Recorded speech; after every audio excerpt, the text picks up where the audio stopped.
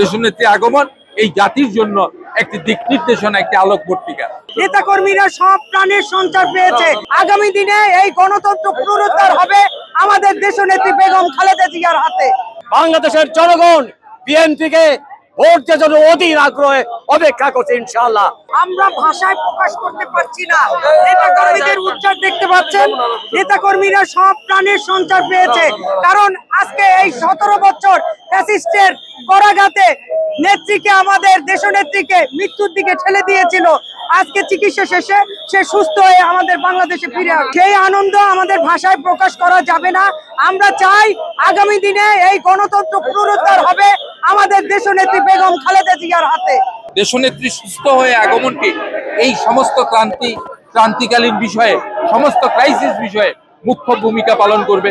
দেশনেত্রী গোটা পৃথিবীতে 3 বারের সাবেক প্রধানমন্ত্রী, যিনি এখনো রাজপথে লড়াই করেন। দেশনেত্রীর মতো আর এইরকম নেতৃত্ব গোটা বিশ্বে কোনো জাতির কাছে নাই। সেই প্রেক্ষিত থেকে তার এই সশরীরে অবস্থান আমাদের ভারপ্রাপ্ত চেয়ারম্যান তারেক রহমানের সাথে আলাপ আলোচনা করে এসেছেন। সেই প্রেক্ষিত থেকে তার আগমনকে গোটা জাতির জন্য একটি আশীর্বাদ, গোটা জাতির অভিভাবক হিসাবে তিনি ভূমিকা পালন করে অন্তর্বর্তীকালীন সরকারকে নির্বাচনের দিকে নিয়ে যাবেন এবং নির্বাচনের মধ্য দিয়ে জনগণের মতামতের ভিত্তিতে সরকার প্রতিষ্ঠা হবে। এই ক্ষেত্রে তার উপস্থিতিটা, তার ভূমিকা অবিস্মরণীয় হয়ে থাকবে। দেশনেত্রী আগমন এই জাতির জন্য একটি দিক নির্দেশনা, একটি আলোকবর্তিকা। সরকার যেভাবে সহযোগিতা করেছে, আমি আমার পক্ষ থেকে, দলের পক্ষ থেকে এই সরকারকে ধন্যবাদ জানাই। আমি মনে করি আগামী দিনে বাংলাদেশের অগ্রগতিতে, সমৃদ্ধিতে দেশনেত্রী ম্যাডাম খালেদা জিয়া যেখানে যে নির্দেশনা প্রয়োজন সেই নির্দেশনা প্রদান করবেন। চিকিৎসা শেষ করে ইনশাআল্লাহ তিনি সুস্থ আছেন।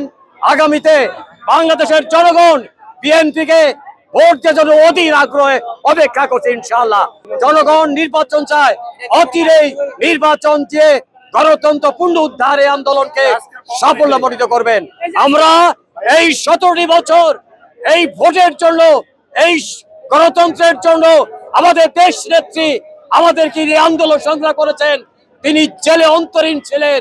এই বেগম জিয়ার উপর যে নির্যাতন, নিপীড়ন চালিয়েছে, যে অত্যাচার চালিয়েছে, এদেশের জনগণ দেখেছে। বন্ধুরা আমার, আজকে দেশের মানুষ মুখ খুলে কথা বলতে পারছে, আজকে স্বাধীনভাবে চলাফেরা করতে পারছে। এটা আমাদের না, শুধু এটা পুরো বাংলাদেশের মানুষ আজ উচ্ছ্বাসিত।